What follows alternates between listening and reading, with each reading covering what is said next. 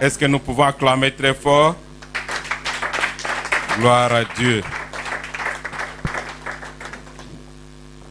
Nous allons partager ce matin la parole de Dieu dans le livre de Ésaïe, chapitre 60. Ésaïe, chapitre 60. Tout est écrit dans le tableau, s'il vous plaît. Ésaïe, chapitre 60. Nous allons lire deux textes. Ésaïe 60 et Luc 7. À partir du 11e verset.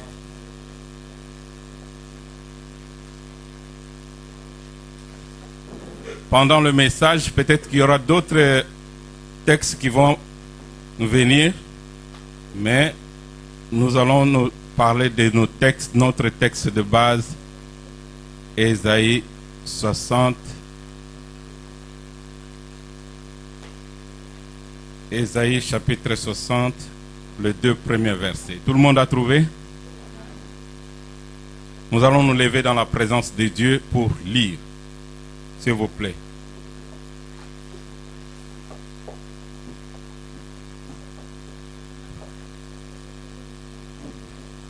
Nous suivons la lecture, s'il vous plaît. Je dis au nom de Jésus, lève-toi, sois éclairé, car ma lumière arrive, et la gloire de l'Éternel s'élève sur toi.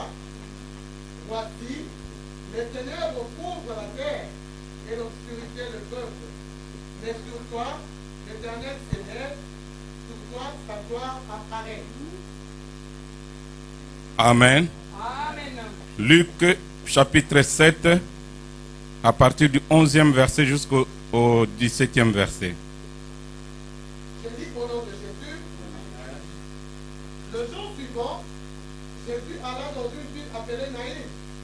Ses disciples et une grande foule faisaient route avec lui.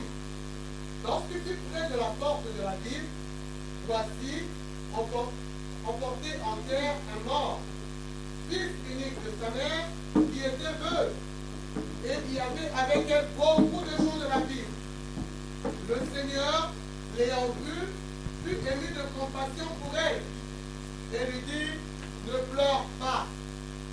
Il s'approcha et toucha le cercueil. Ceux qui le portaient s'arrêtèrent. Il dit, jeune homme, je te dis, lève-toi. Et les morts s'assit et se mit à parler. Jésus le rendit à sa mère. Tous furent saisis de crainte et ils glorifiaient Dieu, disant, un grand prophète apparu parmi nous et Dieu a visité son peuple. Cette parole sur Jésus est répandue dans toute la Judée et dans tout le pays d'alentour. Parole du Seigneur. Amen. Est-ce que nous pouvons acclamer très fort pour la parole de Dieu? Gloire à Dieu. Nous pouvons nous asseoir, s'il vous plaît. On nous a lu deux textes qui sont presque similaires. Dans le premier texte, on nous parle de quelqu'un qui est assis, qui doit se lever, car la lumière arrive. Et ce matin, ta lumière est arrivée. Tu n'as pas compris. Ce matin, ta lumière est arrivée. Ensuite, on nous parle de l'histoire d'un enfant qui était mort. Nous allons aussi parler de la mort et de la lumière. Le thème de ce matin, ne pleure pas, car la lumière est à ta porte. Si tu es en train de pleurer, ne pleure plus, car ta lumière est à ta porte.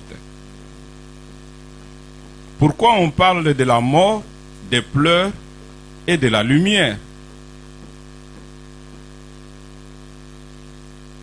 Puisque nous avons lu dans le livre de Luc, dans l'évangile de Luc, on nous parle de la mort d'un fils, de cette veuve-là, qui était en train de pleurer son fils au milieu de beaucoup de gens qui ne pouvaient rien faire pour elle.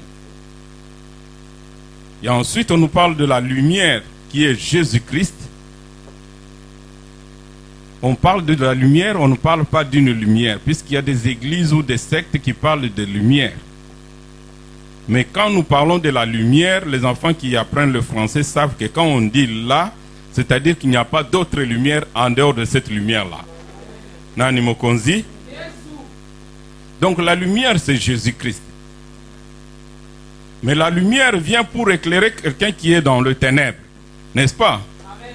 La lumière vient pour éclairer, puisque dans Genèse, on nous parle qu'il y avait le ténèbre et Dieu dit que la lumière soit, et la lumière est apparue.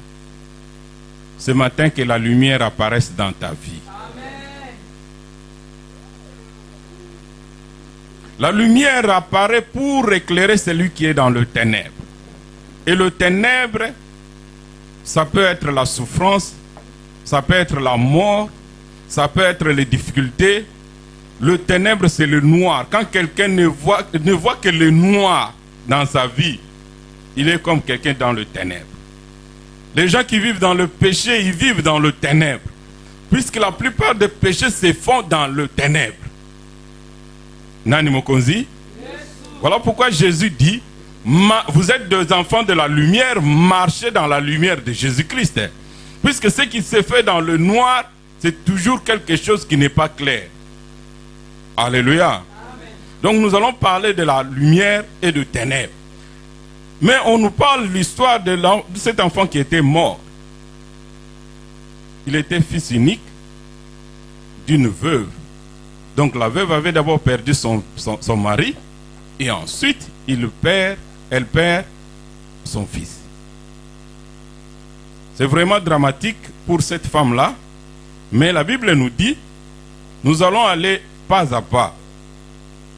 Le premier point que nous allons partager ce matin, c'est d'abord, nous allons parler de la mort. Nous n'allons pas parler de la mort pour que toi et moi nous puissions expérimenter la mort, puisque nous n'allons pas l'expérimenter, mais pour que ça nous serve de quelque chose. Puisqu'il y a quelqu'un qui a vaincu déjà la mort. Amen. Mais cette femme-là a perdu son enfant. Et la Bible nous dit, on était en train de porter le mort. On l'appelait plus fils, mais on l'appelait mort en terre. C'est-à-dire, on allait vers l'enterrement. Quand quelqu'un est mort, on le garde quelque temps après, puisque le mort ne peut pas cohabiter avec le vivant. N'est-ce pas? Alors, on finit par s'en débarrasser, on va le mettre en terre. Nani Mokonzi? Mais la Bible nous dit, il y avait au milieu de cette femme-là, beaucoup de gens, peut-être qui pleuraient aussi, peut-être qui avaient aussi leurs problèmes, peut-être qui avaient aussi perdu des enfants ou des parents par le passé. Mais ils pleuraient ensemble. Et ensuite, ils se sont levés, ils allaient vers l'enterrement. Mais curieusement, quand nous lisons la Bible, nous voyons quelque chose de très particulier. La Bible dit qu'il y avait une grande foule qui faisait route avec cette femme-là. Mais lorsqu'ils furent arrivés près de la porte, Jésus aussi était arrivé près de la porte. Alléluia. Et quand ils sont arrivés près de la porte, ils quittaient leur domicile peut-être, ou le mortuaire, pour aller vers l'enterrement. Curieusement, ils ont fait une rencontre. Une rencontre qui n'est pas comme les autres rencontres. Ils rencontrent Jésus près de la porte. Tu peux être dans une maison, mais quand tu es près de la porte, ça veut dire quoi? Soit tu sors, soit tu entres. N'est-ce pas? Tu peux être dans deux difficultés, mais quand tu es arrivé à la porte, si tu as une maladie grave, quand tu es près de la porte, soit c'est la mort, ou soit c'est quelque chose d'autre. Nani Mokonzi? Mais on dit qu'ils portent les morts, ils arrivent près de la porte. Et près de la porte, subitement, ils font une rencontre avec Jésus. Mais la Bible dit que Jésus, il y avait beaucoup de gens au milieu de qui entouraient cette femme. Mais Jésus a vu seulement la femme. Et Jésus savait, comme il est omniscient, il savait que la mère de l'enfant c'est elle. Il dit, il a eu compassion. Il arrive près de la femme. Il dit, ne pleure pas. Nani Mokozi? Avant de continuer, je voulais un peu que tu comprennes que la mort, c'est le terminus de quelqu'un ici sur terre.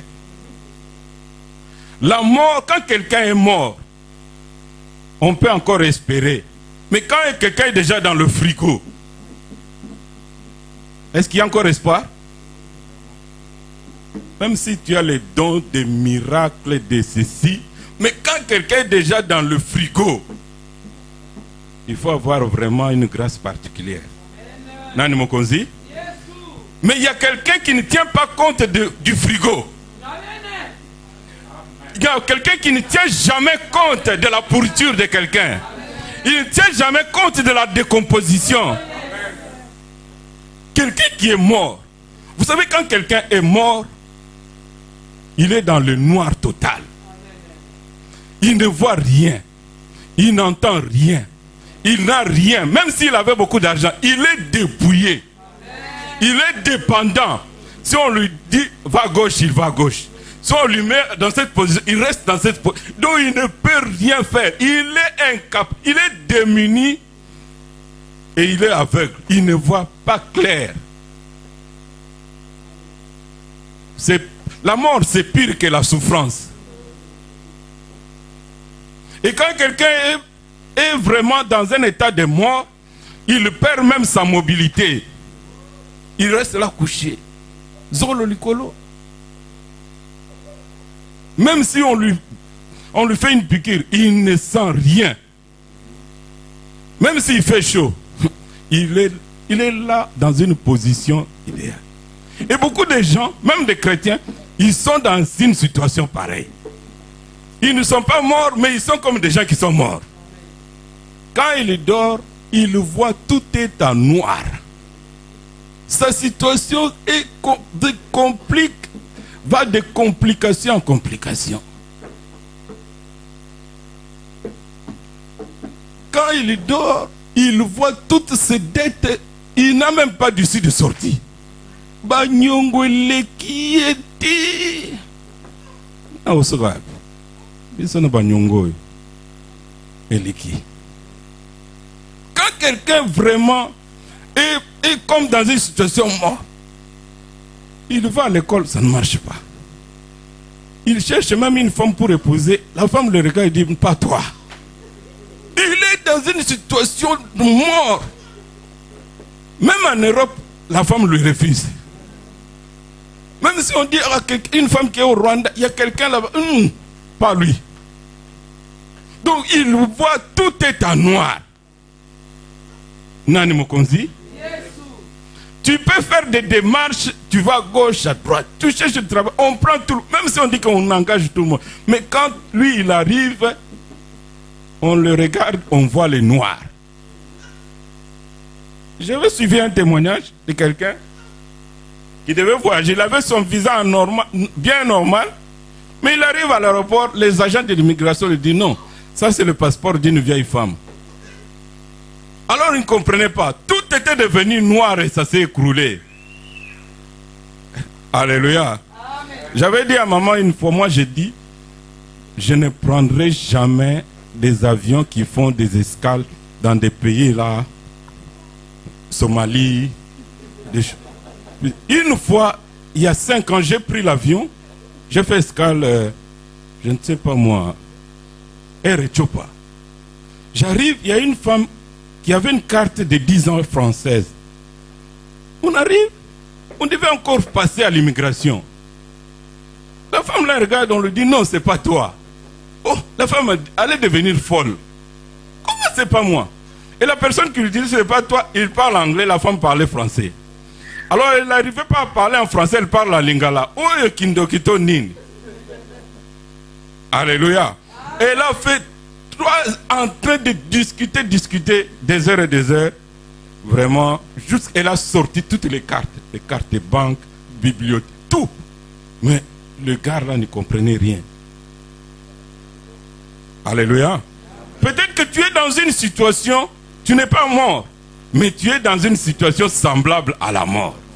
Mais ce matin, ta lumière arrive. Amen. Nani Mokonzi?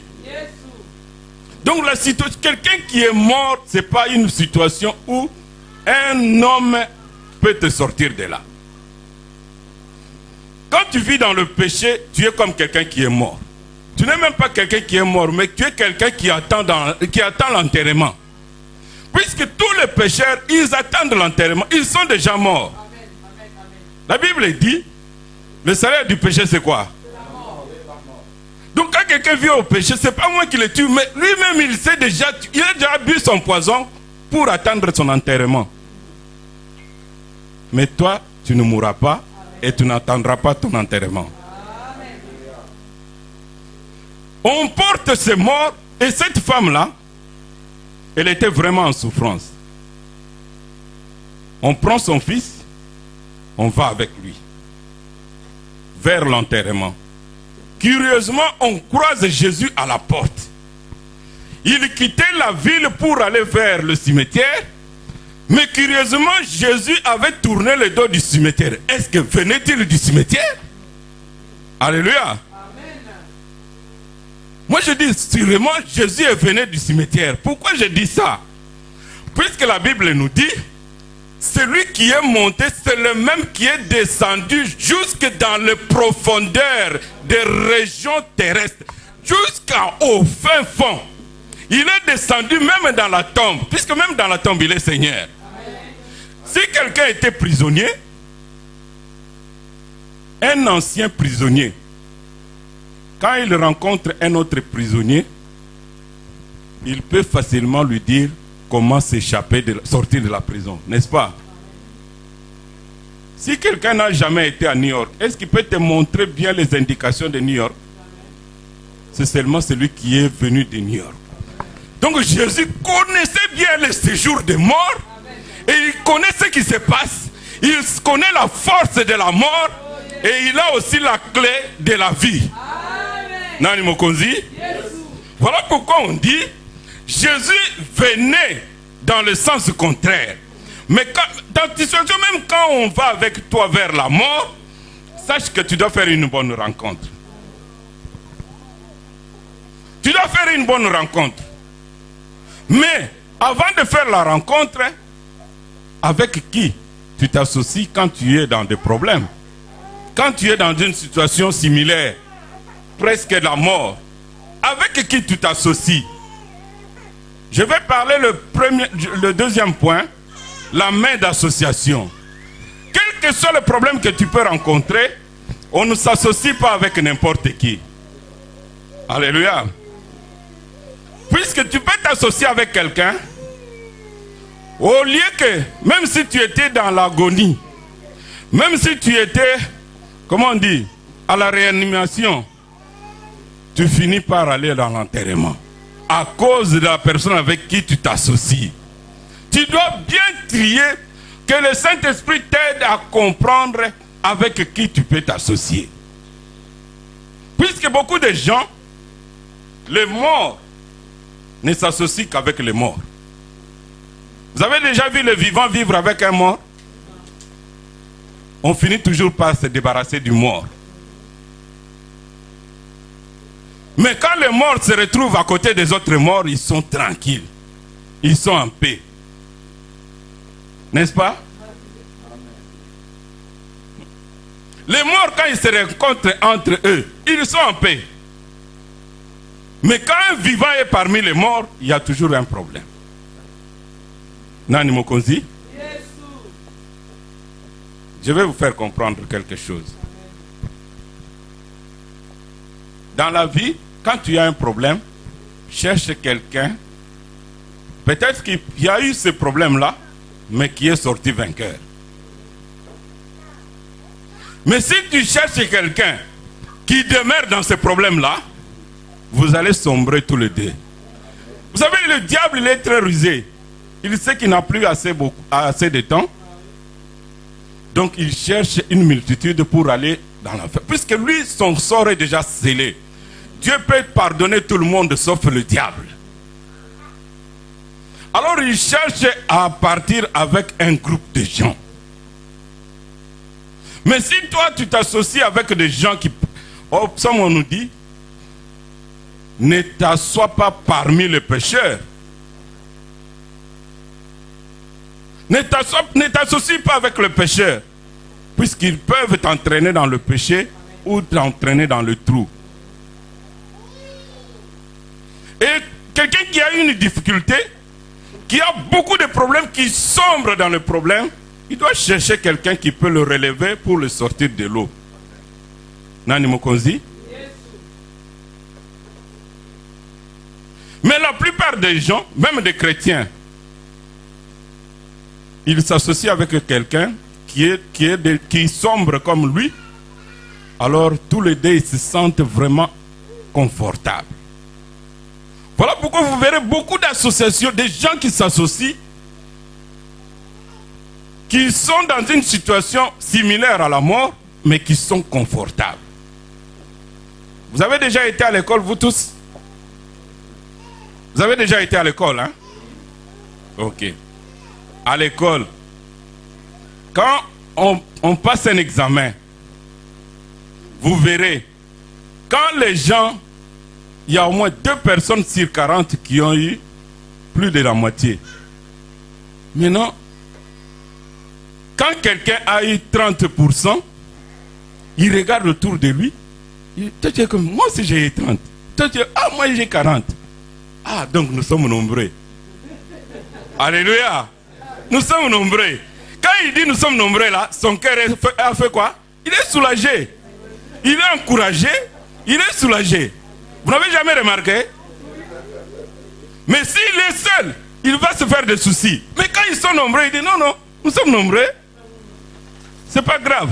C'est le professeur là qui est mauvais. Mais nous sommes nombreux, regarde. Nous sommes nombreux. Nani Mokonzi? Quand une femme a répudié son mari, elle croise une autre femme, elle dit non, ma soeur, Dieu peut faire quelque chose. Soit tu retrouves ton mari, soit Dieu te donne un autre mari. Mais s'il trouve une autre femme qui lui dit, oh, mais mal à la tête, reste, regarde-moi, ça fait 10 ans